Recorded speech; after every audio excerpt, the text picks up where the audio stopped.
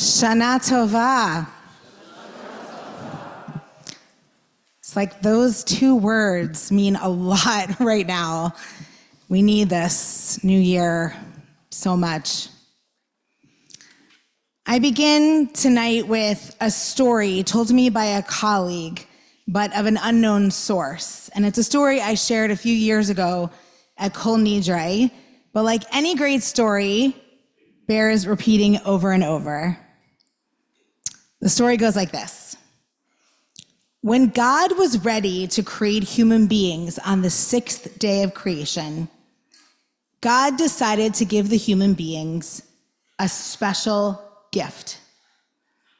Each one would receive nitzatzot, sparks, holy sparks of God's goodness. Now, the angels heard about this and they became predictably very jealous and very angry. They did not want human beings to get a special gift from God that they didn't have. God heard their complaints and thought it over. And finally, God said to the angels, I will make a deal with you. I am still going to give the human beings these holy sparks, but you, the angels, get to pick a place where these sparks will live. Tell me where you want to hide them in the world, and that is where I'll put them. So the angels held a big meeting to decide where to put the sparks. One angel suggested, let's put them at the top of the tallest mountain, Mount Everest. It's so steep to climb. It's so far up into the sky. No one will get it there. But another angel said, no, these human beings are going to have strength and perseverance. They will eventually figure out a way to get on top of the mountain. So another angel spoke up and said, well, what about if we drop these sparks into the bottom of the sea? Human beings are not fish, and they are not going to be able to hold their breath long enough down there. But another angel raised a counterpoint. Human beings are going to have intelligence, and surely at some point they'll figure out how to build a machine that will enable them to travel underwater. The ocean is not far enough to hide those sparks. Now the angels are getting really frustrated. They rejected putting the sparks in a forest, in a desert sand, and they just did not know what to do. Finally, one angel spoke up in a quiet voice, saying, I have a better idea. Let's ask God to hide the divine sparks of God's goodness inside each human being. They're never going to look for it there. Finally, a proposal the angels could agree with. And so it came to be. Now, what if I were to tell you that your work, in large part, over the next 10 sacred days, was to go digging for the divine sparks that are hidden inside of you? Now, some of you might be scratching your head and saying, Rabbi, isn't the High Holidays about changing ourselves and our behaviors? Isn't the essence of this holiday self-judgment, holding ourselves accountable for our wrongdoing, saying, Al chetanu lefanecha, not yet, but in a few weeks, in a week, the sins we have committed before you?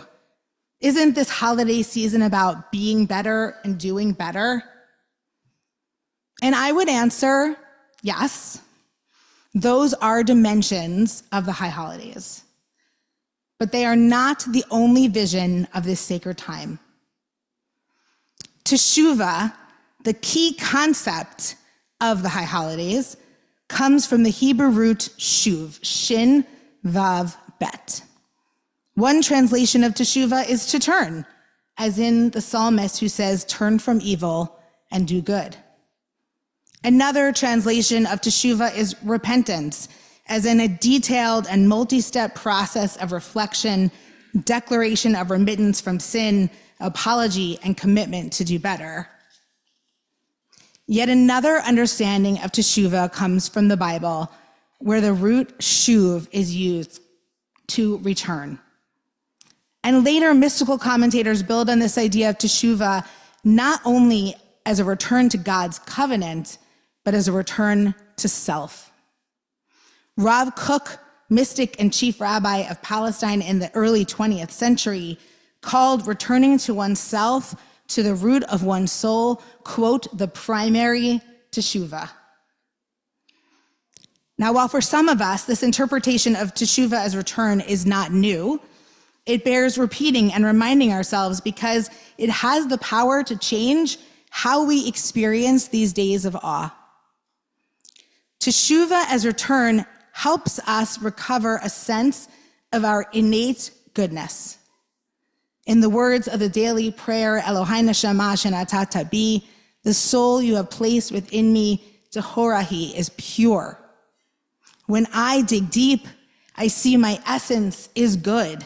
And instead of beating myself up for my imperfections, I remember that at the root, I know who I am supposed to be. We just have to do a little digging and dust off the schmutz that has accumulated with the wear and tear of life's disappointments, anxieties, and losses. Teshuvah as return also helps us distinguish ourselves and our self-worth from the behaviors that we engage in that might not serve us and help us connect. It is the radical understanding that you are not the protective armor you wear to ward yourself off from the hurt that you experience.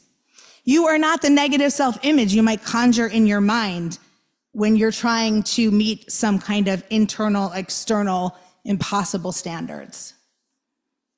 And this lesson is invaluable as we approach these days of awe and fear, when soon we start beating our chests on Yom Kippur. So while it is important to hold ourselves accountable, it is also important to do so with love and compassion instead of cowering in shame, inviting us to open our hearts and find new paths forward. Now that I have talked about the power of teshuvah as return, I always like to be practical, as my SAJ congregants know. So I want to offer you a couple small ways to practice this throughout the holiday period. First, simple, but not that easy. Pause, be quiet, and tune in. High holiday services and Jewish liturgy in general is designed as an intense, immersive experience, packed with words, songs, prayers, Torah readings, and more. And while this structure can be meaningful, our services do not always afford the opportunity for quiet and inward gaze. Yet each of us has the opportunity at any point to pause, to tune in to our core kishka energy. After all, services are not about a race to the finish line, but about doing the work of teshuvah. And I'm telling you now, you don't need my permission to close the book, pause, take a breath, and look inside at any point in the holidays. That is always available. Second, seek out your good qualities. I teach this one a lot because it's so important. Rabbi Nachman of Breslov, a Hasidic rabbi, taught his followers a practice of actively looking for good qualities in ourselves and others. He instructed, seek out a bit of goodness and judge on those merits. He taught, watch out for the forces that try to trick you into thinking you don't have any goodness. Keep searching. And when you find that bit of good, keep going. Find some more. So over these holidays, especially over the intense 25-hour period of Yom Kippur, which can bring up our worst self-effacing tendencies, consider seeking out and naming the good qualities. Last, consider the parts of yourself that you want to cultivate in the coming year. Rabbi Kalonymus Kalman Shapira, the inspiring Rebbe of the Warsaw Ghetto, wrote about Rosh HaShanah in 1941. He said the Hebrew word Teshuvah means repentance, but it is not a simple return. We return to who we are meant to be, but have yet become. We return to growth and possibility that has lain dormant within us and yet not flourished, much as a sculpture lies hidden within a brute block of stone. During the high holidays, I invite you to take Reb Shapira's Torah to heart and ask yourself, what are the parts that I have yet to cultivate, that I have let go of in the process of maturing or aging? What is yearning to come out? And if you feel comfortable over these 10 days, write some notes so you don't forget.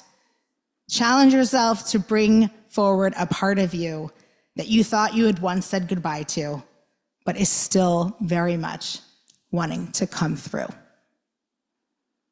Tonight, we initiate the 10 days of Teshuvah. Let's not forget, the divine sparks are not buried on the top of Mount Everest, nor in the depths of the sea. They are very close to us if we are willing to look for them, to return to our essence, to return to who we are meant to be. And I think if we can do that work, we will find ourselves strengthened, renewed, and ready to embrace a new year. Shana Tova.